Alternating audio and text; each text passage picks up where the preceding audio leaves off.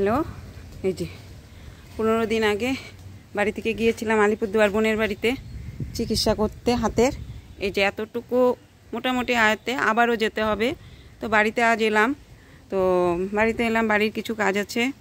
আর শরীরটা মোটেও ভালো লাগতেছে না। এখনই প্রচুর বৃষ্টি নামবে, প্রচুর আকাশ একদম অন্ধকার।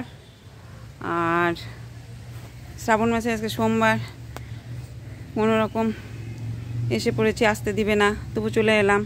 সেন্টারে যেতে হবে, সেন্টারে না গেলে বলে হচ্ছে না, তাই সেন্টারে যাব।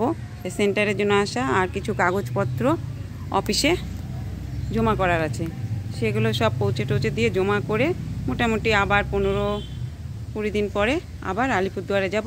কমপ্লিট হয়নি আমার হাটটা আগে ঠিক করতে হবে, তারপরে অন্য কথা হবে।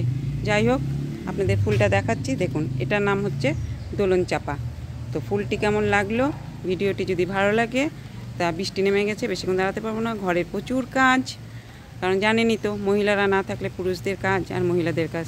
সে যাই হোক, অনেক কথা আর লম্বা চড়া না, বৃষ্টি নেমে গেল, জলও চলে যাবে। তো ভিডিওটি আজ, এই যে কুমড়া গাছগুলো আবার বড় হয়ে গেছে, এই যে একটা হলুদ ফুল ফুটে আছে, হ্যাঁ এই যে দেখুন, এর আগে দেখেছিলাম, এই যে আবার একটা ফুটে আছে। যাই হোক, ভিডিওটি আজ এই পর্যন্ত রাখছি। ভালো লাগলে একটা লাইক কমেন্ট করে দিবেন। সকলে ভালো থাকবেন, সুস্থ থাকবেন, সাবধানে থাকবেন। আর যারা আমার ভিডিও দেখে লাইক কমেন্ট করে তাদেরকে অসংখ্য ধন্যবাদ।